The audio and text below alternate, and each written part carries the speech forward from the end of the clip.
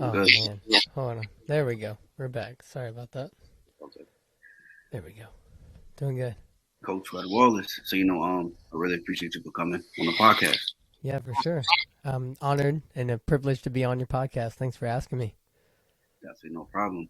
So for the people on my platform that don't know, you want to tell them about what you're doing about your brand a little bit? Yeah, for sure. So basically, I help purpose-driven men, women, but specifically at this time, men they identify as creative people. So artists, musicians, visual artists. I help them kind of beat burnout. I help them get unstuck and slow down. Because I feel like a lot of times when we get into the hustle culture of things, it's really tough for us to get focused in on our creativity. And a lot of times when we feel burnt out or we feel overwhelmed, we tend to get blocked creatively. And ultimately, we kind of forget where our identity is. And ultimately, my goal is to help them do just that. So I'm a coach, a creative coach, mindset coach is kind of the coin term for it.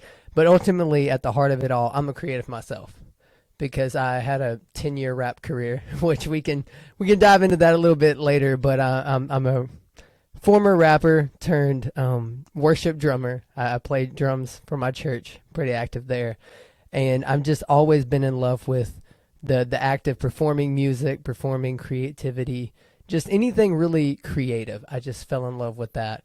So right now, my big focus is helping those creative people see their full potential and pull out their full potential, stay creative, make the best work that they can. But also, I have a podcast as well. It's called the Better Than Best Academy. And with that, I love hearing people's story. I love hearing their creative process, their journey, because I feel like we don't learn what we should learn in school. And a lot of times it's the school of hard knocks that teach us. It's the stories and the people we surround ourselves that kind of help us learn the lessons that we need to learn. And we're definitely going to learn from our failures as well. But that's pretty much me as a shortened, condensed version of who I am and what I do. But again, I'm so grateful to be on this podcast, and I'm excited to hopefully share some insight and some encouragement and value for your audience. Absolutely, man. I really appreciate it too. And everything that you do, men, we definitely need that. We need people like yourself. For sure, man. What was it that inspired you to want to do that? I would say it was my own personal journey. So most of my life, being a creative, I really identified with tying my identity into what I do, not just a person that made art. I was the art that I made. I was when I rapped, I was Redone the rapper. My rap name was Redone. So I was like, that was me. That was what I was known for. So when I felt like, so I'm big in my faith as well. When I felt like God was kind of transitioning me out of rap and into something new, it was a big self discovery journey for me because I was like, if I don't rap, then who am I? And I've spent the last 3 4 years really discovering who I was, and at the core of it all, I realized that the creativity and the art that we make isn't defined by like what we can do or what we there's this idea of the perfect us out there, and like Right. it's almost like we begin to strive towards that and try to reach that.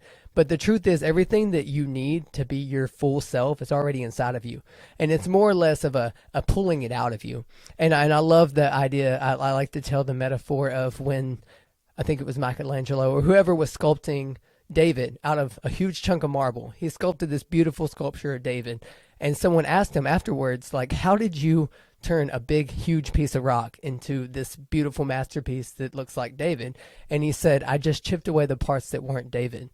And I feel like that's what our whole goal in life is to chip away the nonsense that society or like our situations or maybe like some messed up toxic people in our lives have put on us. And it's that story we tend to it's that those lies as well we tend to believe and we run with that. And that's just been a big like I've had my own self discovery, and I've healed from the burnout, I've healed from the child traumas, and I see now that that's so important. And it's like you said, especially men, because I feel like even therapy, which I'm all for, a proponent for therapy, and I'm not a therapist, I'm a coach, so I understand where there's a place for that. But I will say where therapy tends to like fall short, especially in the men's space, is like it doesn't really give us a solution for the problems. It gives us a safe place to talk about them, sure, but I feel like there's such a special thing inside of us as men. It's like we really want to solve a problem, right? Like I look at it with my wife. A lot of times I get in trouble because she just wants someone to listen, and I'm like a problem solver. I'm like, I'm gonna give you like four different things, and this is how you can do it. And she's like, babe, I don't want that. I just want to be heard. And I've learned through life, obviously, not everybody wants to be fixed, and people need that safe place. And that's just really what's inspired me. And you will get that. Like if someone listening wanted to become my client, you're gonna get that safe place to be seen and heard, like fully seen and heard. And I froze. Hopefully you can still hear me. For some reason I'm losing my camera. There I am. I'm back. Okay. So hopefully you heard that. But I'm all for that space and creating that space and holding that tension, because I think it's so valuable as men to own our vulnerability, because I believe that's our superpower. If we can authentically show up truly ourselves, because I feel like, especially when we were growing up, we tend to be told, like, toughen up, you're a man, toughen up. And it's important to be tough and stuff, but I believe that when we show our weaknesses and we show those things that we're struggling with, it connects us on a human level. And I feel like a lot of people, they lose sight of that, because when you grow up in the Instagram world, like I did, it was all Photoshop and filters, and everybody's showing you your highlight reel. But that's all cool and all, but I want to see the reality. Like, I want to see the fact that, like, I have a 2-year-old, and right before we got on, he was like banging at my door, like, Dad, and come see me, come talk to me. And I think that's so important, that we're present in the now, and we're present in the fact that, man, this life is what we have, but it's what we make it. And if we sit here and we say, oh, my life is perfect, and we're striving for this level of perfection, I feel like we're always going to be unsatisfied, because we're not going to get there. And that's why I think it's so important to create that space, to be vulnerable and to be transparent, and to truly see personal growth from the inside out. Right. Dope, bro. So you got the coaching going on, you got the podcast. How many, like, if a client wanted to reach out to you and, get your coaching, how do they go about that? So if you go to my Instagram, which is, you'll see the little dot at coach.wallace.redwallace, that's where you're going to find you'll find a link in my bio. And from there, you'll have a few options where you can join the mailing list and you can get some free resources, or you can just book a free call and we can schedule a time where we can see if I'm a good fit. Because obviously, I mean, I'm not the coach for everybody, but I'm the coach for somebody. That's the way that I like to say it. And I know that I've already been able to help a lot of people. And I mean, I've got such a heart for my clients, but that's really the easiest way to reach out to me, is to go to either my Instagram or my TikTok, which is also the same, at coach.redwallace. And either of those is going to get you the opportunity to DM me. Even if you send me a direct message, I'll do my best to get back as soon as possible, and we will connect. And I'd love to help you and see if there's any way I can provide you value. Super dope, bro. So as far as like the podcast, and let's talk about that. Yeah, for sure. So it's really a funny story. So I worked for she was kind of like I'd say like a business coach, and she had a YouTube channel, and she was also faith-based. And her dad was, I think, a minister or something, but she started a YouTube channel, and she needed obviously help with video editing, audio. My background was music production, because I went to school online for Full Sail at Full Sail University for video audio production. So I didn't really know much about video, and man, I am sorry, my camera keeps tripping out on us. I've got a new setup, so it's like sometimes my camera wants to fall asleep or something, but hopefully won't have any of that. But so it's I want to say, so I started working there. It was, man, I don't remember exactly the date now, but I started working for her YouTube channel, and I learned what it was like to produce a podcast, which was just a solo video podcast. So we would upload on audio and for YouTube. And I mean, I was blessed to learn kind of from the inside out.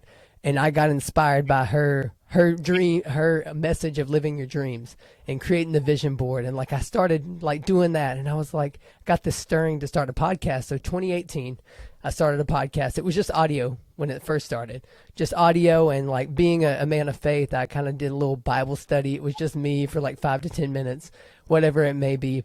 And so I started there, and then like I was like, I want to do this for video because I've seen how it's done, and I can do this. So I started doing solo podcasts, making it video, and I got to a point where that was just burning me out because it was solo. So I was like having to come up with all this content on top of still working for someone, editing their content, on top of serving at my church, on top of my rap career. Like I was doing all these things, and that's when it kind of led to burnout, and that's when I kind of went to my own self-discovery. But there was a season where I put down the podcast.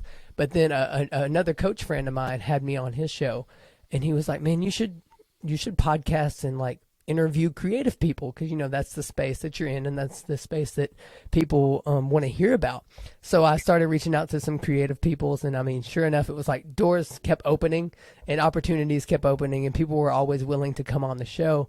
And now we're probably, what I want to say, 20, 30 episodes of me interviewing people, but total I made probably over 200 podcast episodes. So I've been in the podcast game for a little bit. But man, and again, it's something I enjoy doing. I enjoy talking and hearing people's stories. Yeah, podcasting is a game changer actually. Yeah, for sure. Um, over 200 episodes. First of all, that's a lot. Yeah, Man, man, but it's been a blast. And I mean, of course, yeah, there's been the seasons of, especially when it was solo, because when it was solo, man, there's only so much you can do, and you can only be so interesting. It's like you're not reinventing the wheel. But man, when you get that extra element of conversations involved, and I mean, like when I got inspired by the Joe Rogans or the Andrew Huberman, the Huberman Lab stuff, like it's just such a special space podcasting is, because it's such a wide range. Like you can get whatever you're passionate about. I'm sure that there's a podcast out there that will feed your fancy on it. But if there's not, then I always say it like, you see a need, you feel a need. A friend of mine he was on my show recently, and he's really into like practical psychology tips. And he was in a space where he was like, man, there's so much jargon behind it. It's not really like user friendly and digestible. So he created a podcast, and I mean, it's been going great. But yeah, I love that it's such a free market space. Like podcasting is amazing because you can just get started today. Like if someone's out there and they're in a space of like, man, I would love to start a podcast. Don't look at like the barrier to entry, because like you can start thinking, oh, I need an amazing studio. Oh, I need an amazing mic. Yes, audio is important. I would say focus in on your audio first, more so than video. But honestly, just press record and just get started if you're really interested into that. right, as far as your podcast, you said it was just you, right? Yeah, it started with just me, and then I've now been having guests similar to what we're doing right now. Like I'm using Zoom, but I mean I've used some other different platforms similar to StreamYard, like we're using today. But yeah, it's just that idea of getting started. And if there is someone listening at home that identifies as a creative person that would like to be a guest on my podcast, again, if you go to my Instagram, you're going to see a link to where you can fill that information out. Because I mean, I'm always looking for new guests and new friends and new connections to make. But yeah, man, it's been great. Dope, man. I like to ask all my guests like motivational question. For sure. What's a day when you feel off? What's a few things that you do to get yourself to feel back on? For sure. Give me 1 second. Just want to make sure our video gets back. I'm switching to the other setup. But what was the question again? As long as you can hear me, I can keep going. Yeah. I like to ask my guests like a motivational question. What's a few things you do on a day where you feel off to make yourself feel back on? Man, what do I do on a day when I feel off? What do I do to make me feel back on? That's a great question, and I'm a proponent of great questions, so I appreciate that ask. I would say so, and this is right in the wheelhouse of what I help people do, because I feel like a lot of times when we do feel off, the best thing to do is to slow down, is to pause, is to take that moment to be like, okay, why am I feeling off? What can I do to realign? What is it that I could do right now that will make me feel alive?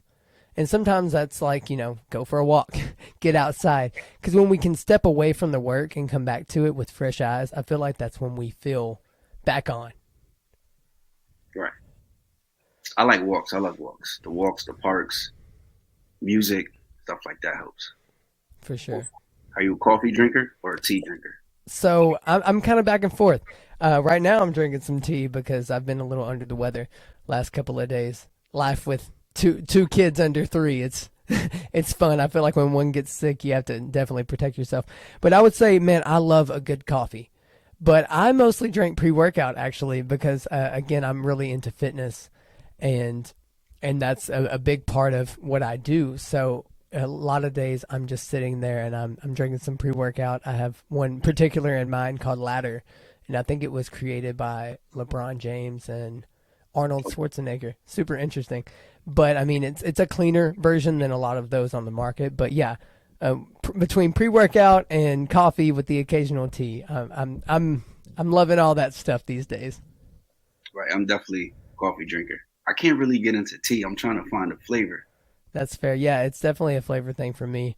I'll drink tea when I'm feeling kind of down or my throat's sore. But usually, yeah, I'm leaning more towards coffee and pre-workout.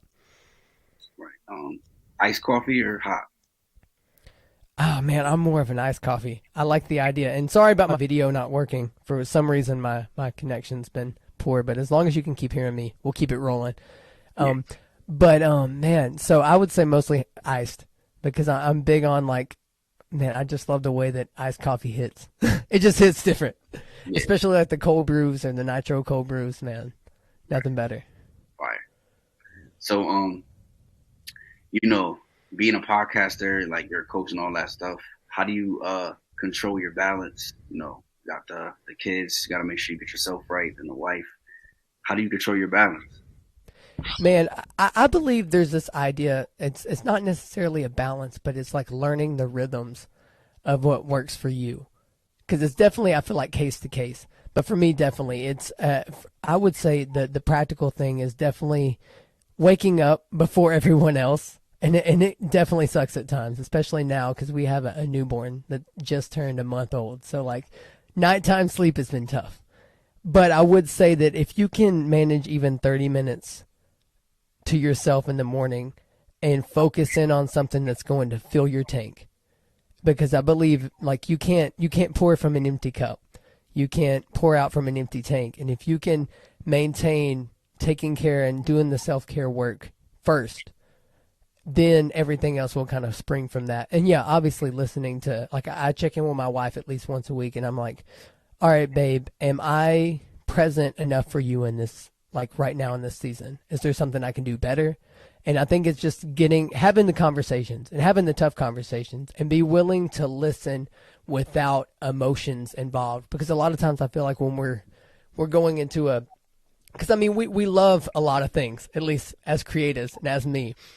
I've got all these hats that I want to wear. But the big thing for me to juggle all of them, and I always look at it like the visual. If I'm staring at a table of a couple different hats, and each hat is the things that I'm passionate about, podcasting, music-related stuff, coaching, I can't wear all those hats at once. I can wear one at a time and have tunnel vision when I'm in those moments. But again, and that just goes back to as well as like getting into the idea of blocking your schedule and really scheduling things, because what doesn't get scheduled doesn't get done. So if you're not scheduling, for instance, with my family, if I'm not scheduling a date night with my wife, it's not going to happen. If I'm not scheduling family time, it's not going to happen. So I'm really a big proponent of making the schedules and making time for what's priority in my life. Yes, bro. I hear you. I'm definitely on top of the scheduling. I like to know what's going on. For sure, for sure. So, how do you? Because I do my podcasting, I do everything myself. The booking the shows, the editing, the promotion, the marketing. You know what I'm saying? You got a lot going on. How do you do the marketing, the promo, the booking the guests? Great question. Honestly, I question myself too sometimes. Like, how can I do it? I definitely say, again, it goes back to scheduling and making time for the things that matter most. And I would say, man, again, a lot of block timing. Because for me, it's like, how efficient can I be at what I need to do? Because if I can make all my, like, certain days of the week, say I only podcasted on Monday and Tuesday, so I would only do any kind of recording on Monday and Tuesday, and then I would only do any kind of editing on Wednesday. So like, it's really important to kind of like really block out the things that need to get done. And again, as soon as you can delegate, delegate, because that's so important. Because I mean, you're going to feel burnt out and overwhelmed when you are doing too many of the tasks that don't bring you fulfillment, but obviously have to get done. And like, and of course, when you're first starting out, it's going to feel like you're in the trenches. But if you can kind of buckle down, and again, at the same time, making time to rest, making time to recharge is so essential. But yeah, I would say definitely focus in on the things that need to get done in the order that they need to get done, and really see how efficient you can get at what you're doing. That would be my biggest tip there. So super dope advice. Before we wrap it up, um, what's like your newest project that you are putting out there? Newest projects. So let's see, man. I have a couple in the works. So I'm working on developing an app because I want to make an awesome space for creatives. Like, because I believe a lot of times, whether you're in the music space or maybe like the graphic design or the video editing, videographer, photographer space, a lot of times you have trouble connecting those dots. And I believe like musicians need videographers for music videos, or they need photographers for like content for social media. And I'm really wanting to try to develop this app that brings all those people together in a more refined space that's more focused in on the creatives. And that's one thing that I'm really excited about doing that's kind of been on hold for a little bit, but I'm excited for that. And then also I'm looking to launch more of a group program within my coaching, because right now I'm pretty much exclusively private one-on-one coaching, which I love that. And I think there's definitely a need for it, but I also think there's such great things with community and collaboration, and I think those two keys are going to come into play when I open up this group coaching program that I'm working on. Super dope. You got a lot of things going, fellas. Yeah, Man, get with the guy, get the coaching. It's the right one to go to.